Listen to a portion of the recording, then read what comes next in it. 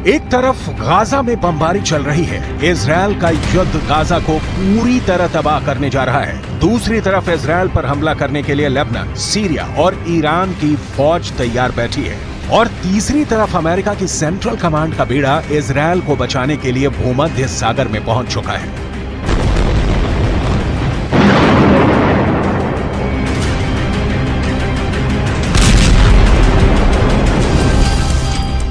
ये अमेरिका का सबसे खतरनाक बेड़ा माना जाता है। यूएसएस फोर्ड यूरोप के आसपास तैनात रहकर उत्तरी अफ्रीका और पश्चिम एशिया में किसी भी वक्त बमबारी के लिए तैयार रहता है। अचानक इस एयरक्राफ्ट में हरकत बढ़ गई है। फाइटर एयरक्राफ्ट लगातार लॉन्च किए जा रहे हैं और इस पर तैनात स्पेशल फोर्स किसी भी वक्त ऑपरेशन के लिए लॉन्च की जा सकती है।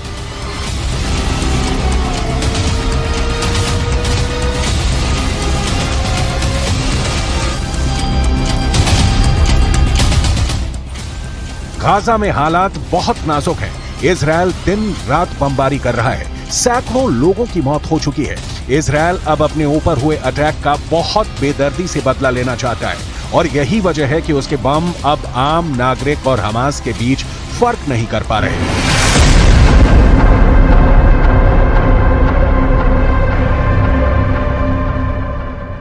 इस वक्त गाजा में जितनी भी इमारतें इजरायल की बमबारी में ढहती जा रही हैं, वहां मलबे से बच्चों और बूढ़ों की लाशें निकाली जा रही हैं। ऐसी हर तस्वीर को देखकर फिलिस्तीन का समर्थन करने वाले देशों में गुस्सा उबाल खा रहा है।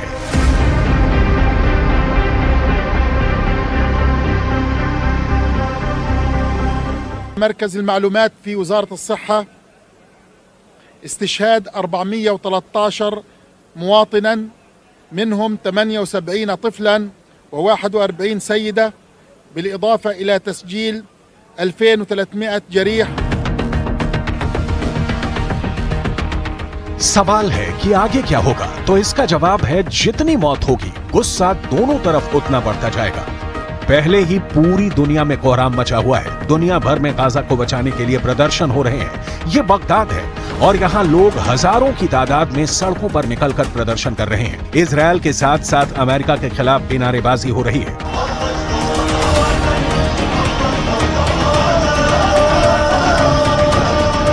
كجماهير المقاومة في العراق ننتظر فقط الأوامر التي تصدر من القيادة لكي نلبي بكل فرح وسرور ونقف جنبا إلى جنب مع أخوتنا في المقاومة الفلسطينية إن شاء الله। ईरान के साथ साथ लेबनान में भी गाजा के लिए समर्थन तेज हो गया है। बेरूत में फिलिस्तीन और हिजबुल्लाह का झंडा लेकर लोग सड़कों पर उतर आए हैं।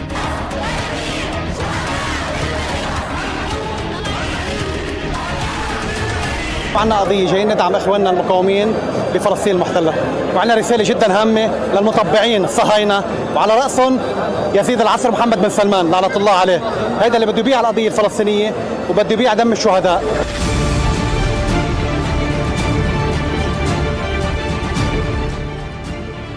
लेकिन हालात तो इजरायल के अंदर भी बहुत नाजुक हैं। सैकड़ों लाशें उठाने के बाद इजरायल अब आर पार करना चाहता है और उसका टारगेट है गाजा और वहां पर मौजूद हमास के अड्डे।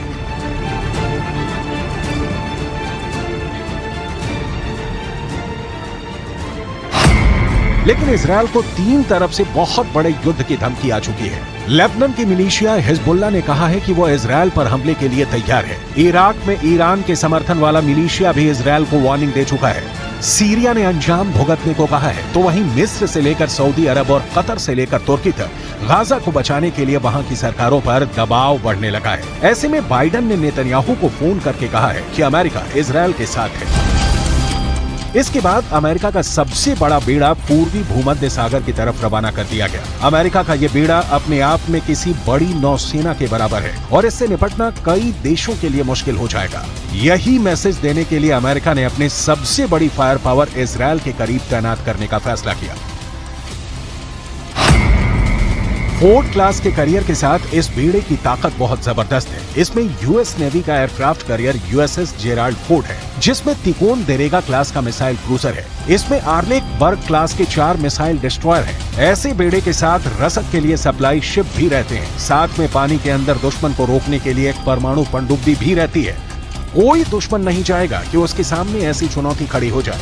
यही भरोसा अमेरिका अब इजरायल को दिलाना चाहता है कि समंदर से ऑपरेशन चलाकर अमेरिका सीरिया पर भी बमबारी कर सकता है, लेबनान के बॉर्डर को भी सैनिटाइज कर सकता है।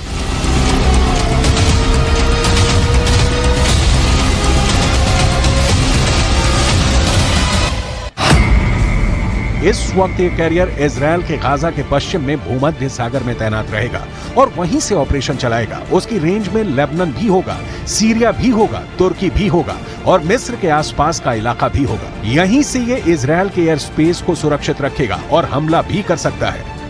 ये सब ऑपरेशन अमेरिका के फोर्ड क्लास का कैरियर और उसके बेड़े में मौजूद बड़े बड़े डिस्ट्रॉयर पूरा कर सकते हैं। ऐसा अमेरिका पहले इराक में कर चुका है, उसने अफगानिस्तान में करके दिखाया है और ईरान को भी वो लगातार धमकी देता रहा है। इजरायल के लिए भी जेराल्ड फोर्ड कैरियर को भेजना एक बड़ा युद्ध छेड़ सकता है।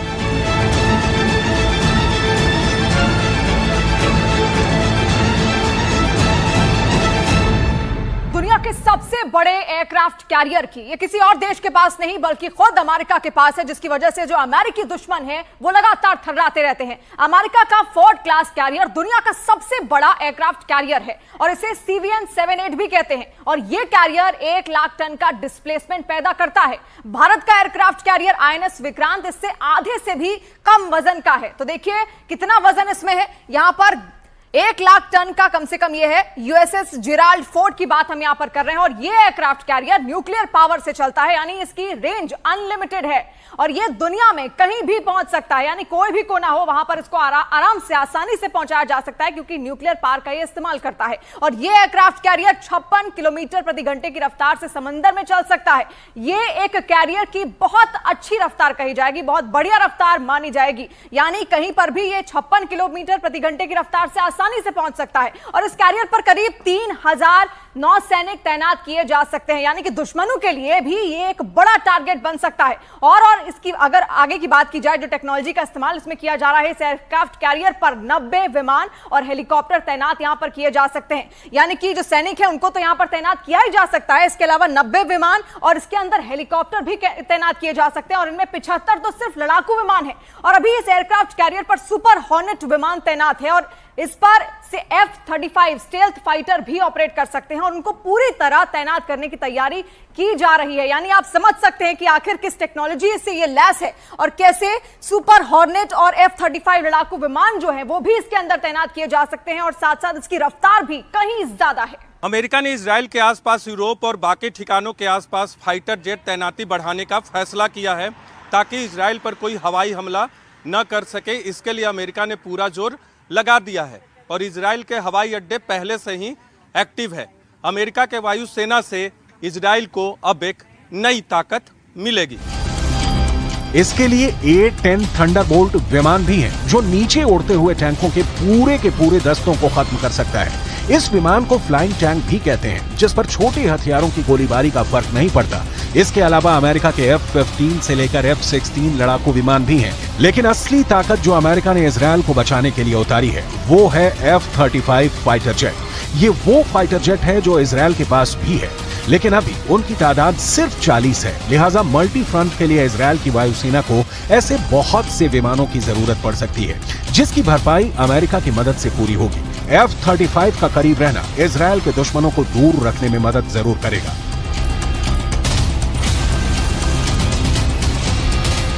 ये आपके सामने दुनिया का सबसे खतरनाक, सबसे डेंजरस फाइटर जेट F-35 है।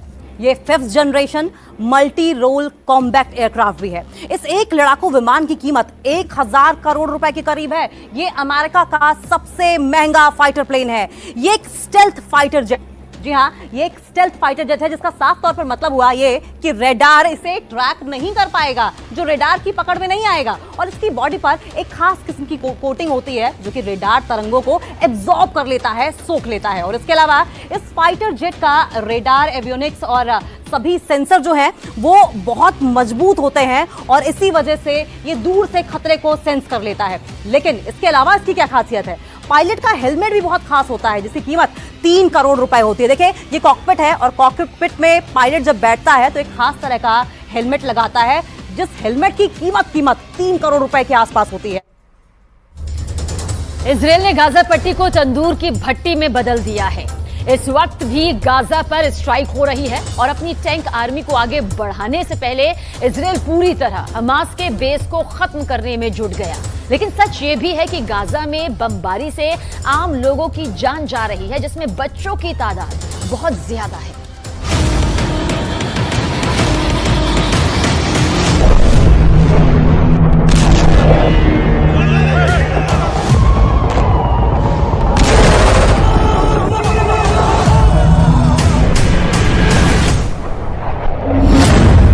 गाजा पट्टी को इजरायल ने आग की भट्टी बना दिया है।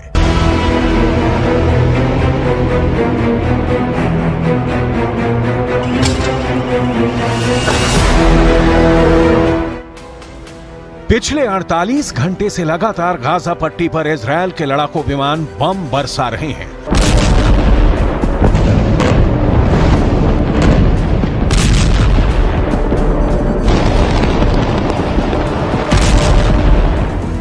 गाजा पट्टी के अंदर से लगातार धुआं और आग उठती देखी जा रही है। एक तरफ इजरायल ने अपने मरकावा टैंकों को गाजा की तरफ रवाना कर दिया है और दूसरी तरफ द टाइम्स ऑफ इजरायल अखबार के मुताबिक गाजा पट्टी पर इजरायल के लड़ाकू विमानों ने 800 ठिकानों पर बमबार्डिंग की है।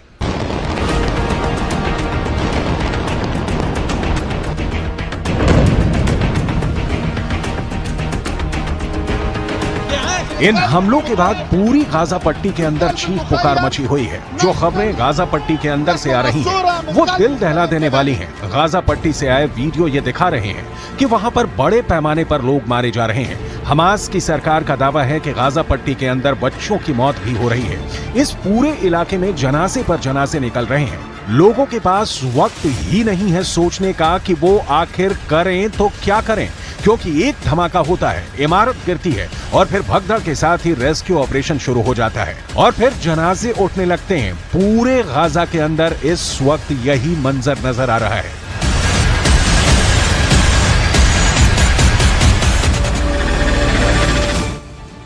عائلة شملخ كلها بالكامل انبادت. عائلة شملخ بأكملها 14 نفر تحت الرقام. طلعنا 12 وما زال في تحت الرقام ضايل.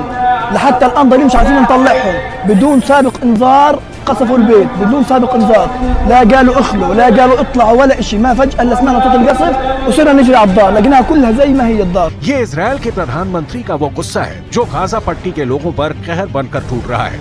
गाजा पट्टी में लगभग 20 लाख लोग रहते हैं, लेकिन इजरायल पर हमास का हमला इतना क्रूर और भयंकर था कि इजरायल के अंदर गुस्से की लहर दौड़ गई।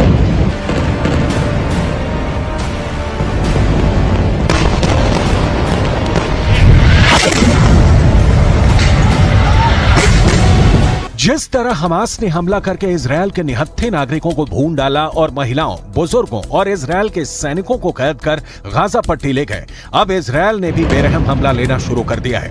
बेंयामिन नेतन्याहू खुद इस पूरे हमले का नेतृत्व कर रहे हैं। रविवार के दिन नेतन्याहू की 2 तस्वीरें सामने आई हैं, जिसमें यह नजर आया कि नेतन्याहू इजरायल की एयरफोर्स के दफ्तर के अंदर मौजूद हैं और गाजा पट्टी के अंदर हो रही बमबार्डिंग पर पूरी नजर और निगाह रखे हुए हैं। गाजा पट्टी के अंदर अब मानवाधिकारों का उल्लंघन बहुत बड़े पैमाने पर हो रहा है, लेकिन इजरायल डिफेंस फोर्स पहले ही ये कह चुकी है कि ये जंग हमास ने शुरू की है, इसलिए गाजा के अंदर गिर रही हर लाशों का जिम्मेदार हमास है।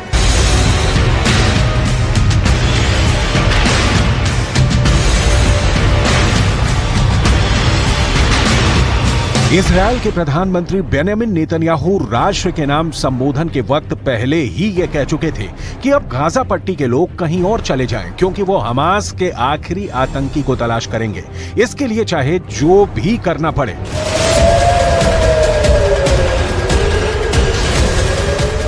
מה שקרה היום לא נראה בישראל, ואני אדאג שזה לא יקרה יותר. הממשלה כולה מתייצבת מאחורי ההחלטה הזאת. צה"ל יפעיל מיד את כל עוצמתו כדי להשמיד את יכולות חמאס. נכה בהם עד חורמה וננקום בעוצמה על היום השחור הזה שהם עוללו למדינת ישראל ולאזרחיה. लेकिन जहां पर 20 लाख की घनी आबादी हो और जो जगह पूरी तरह से नाकाबंदी में घिरी हो, जहां से बाहर निकलने के भी सिर्फ 2 दरवाजे हों और वो भी टोल गेट जैसे, ऐसे दुनिया के बड़े कैद खाने से निकलकर भाग पाना कोई हंसी खेल नहीं है। दुनिया गाजा पट्टी को एक खुली हवा वाला कैद खाना कहती है।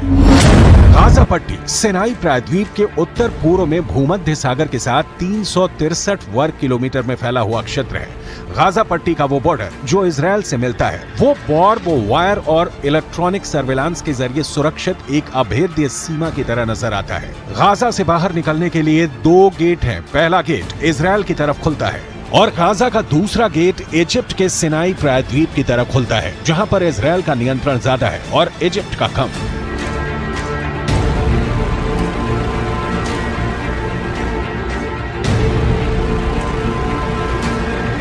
मैं इस वक्त इजराइल में मौजूद हूं और इजराइल की आर्थिक राजधानी तेल अवीव से गाजा पट्टी 90 किलोमीटर की दूरी पर है। गाजा पट्टी से ही हमास की तरफ से इजराइल पर रॉकेट्स और मिसाइल दागे गए। गाजा पट्टी दुनिया के सबसे घनी इंसानी आबादी वाले इलाकों में से एक है, जहां सिर्फ 1 किलोमीटर के दायरे में 5,500 लोग रहते हैं। यहाँ पर बिजली, पानी और खाने पीने के सामान की सप्लाई इन्हीं गेट से होती है। लेकिन अब इजराइल की leading news website the times of Israel ने यह कहा है कि इजराइल के ऊर्जा मंत्री ने आदेश दिया है कि गाजा के अंदर पानी, बिजली, ईंधन और खाने पीने की सप्लाई को काट दिया जाए।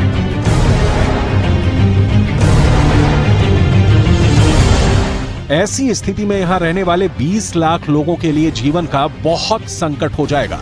अगर देखा जाए तो इजराइल ने गाजा के 20 लाख लोगों को नाकाबंदी करके घेर लिया है। अनुमान है कि गाजा के अंदर 14,44,000 लोग शरणार्थी कैंप्स में रहते हैं। संयुक्त राष्ट्र के मुताबिक गाजा की 65% से अधिक आबादी गरीबी रेखा के नीचे रहती है। गाजा में 50% लोगों की उम्र 19 साल से कम है। गाजा की 3/4 भूमि खेती योग्य है। 16 साल की नाकेबंदी की वजह से गाजा के अंदर बेरोजगारी की दर 40% तक है। गाजा के अंदर रहने वाले फिलिस्तीनियों का 10वां हिस्सा सामान्य परिस्थितियों में छोटी मोटी नौकरियां करने के लिए हर दिन इजराइल की यात्रा करता है, जहां उन्हें रात भर रुकने की अनुमति नहीं है।